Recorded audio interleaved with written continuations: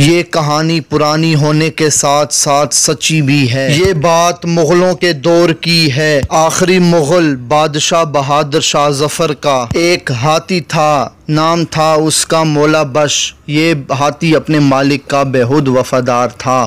ہاتھی خاصا بوڑھا تھا مگر تھا بہت صحت مند۔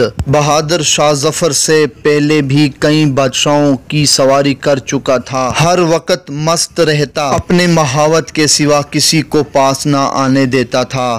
یہ ہاتھی کھیلنے کا بڑا شوقین تھا۔ قبیلے کے بچے اس کے گرد اکٹھے ہو جاتے تھے اور مولا بخش ان کے ساتھ ساتھ کھیلتا رہتا۔ پہلے بچے اسے کہتے کہ ایک ٹانگ اٹھاؤ، وہ اٹھا لیتا۔ بچے کہتے ایک گھڑی یعنی 1 منٹ پوری ہونے سے پہلے نہ رکھنا، وہ 1 گھڑی یعنی 1 منٹ تک ایسے ہی رہتا۔ پھر بچے کہتے گھڑی پوری ہوئی تو وہ ٹانگ نیچے رکھ دیتا۔ پھر وہ مخلص آواز نکالتا جس کا مطلب ہوتا کہ بچوں اب تمہاری باری آئی۔ چنانچہ بچے اپنی ٹانگ اٹھا لیتے۔ گھڑی پوری ہونے سے پہلے کوئی بچہ ٹانگ نیچے کرنے لگتا تو ہاتھی زور زور سے ہلاتا، یعنی ابھی گھڑی پوری نہیں ہوئی۔ وہ بچوں کے ساتھ بہت خوش رہتا تھا، انہیں اپنی سونڈ سے گنے اٹھا اٹھا کر دیتا۔ جس دن بچے نہ آتے اس دن شور مچاتا، مجبور مہاوت بچوں کو بلا کر لاتا۔ ویسے تو یہ بہت شوخ ہاتھی تھا، لیکن جب بادشاہ کی سواری کا موقع آتا تو بہت مؤدب اور سنجیدہ ہو جاتا۔ جب تک بادشاہ صحیح طرح سے بیٹھ نہ جائے کھڑا نہ ہوتا تھا۔ سن 1857 میں جب انگریز قبضہ ہوا اور بہادر شاہ ظفر نے ہمسایوں کے مقبرے میں پناہ لی تو مولا بخش بہت اداس ہو گیا۔ بادشاہ سے بچھڑنے کا اسے اتنا غم ہوا تھا کہ اس نے کھانا پینا بھی چھوڑ دیا تھا۔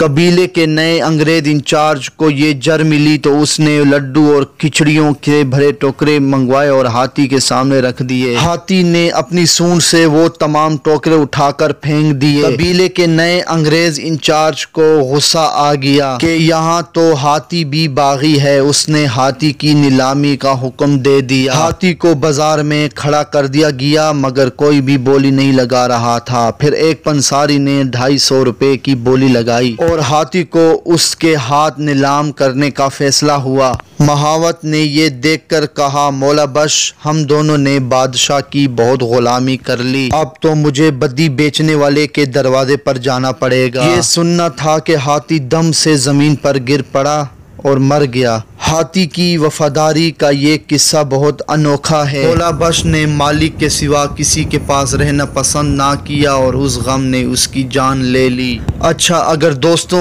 آپ لوگوں کو ہاتھی کی وفاداری پسند آئی ہو تو میرے چینل کو لائک، سبسکرائب، بیل آئیکن کو پریس کر دیں اور دوستوں کے ساتھ بھی شیئر کریں تاکہ اس طرح کی مزید ویڈیو کا نوٹیفیکیشن آپ کو بر وقت مل سکے۔ اللہ حافظ۔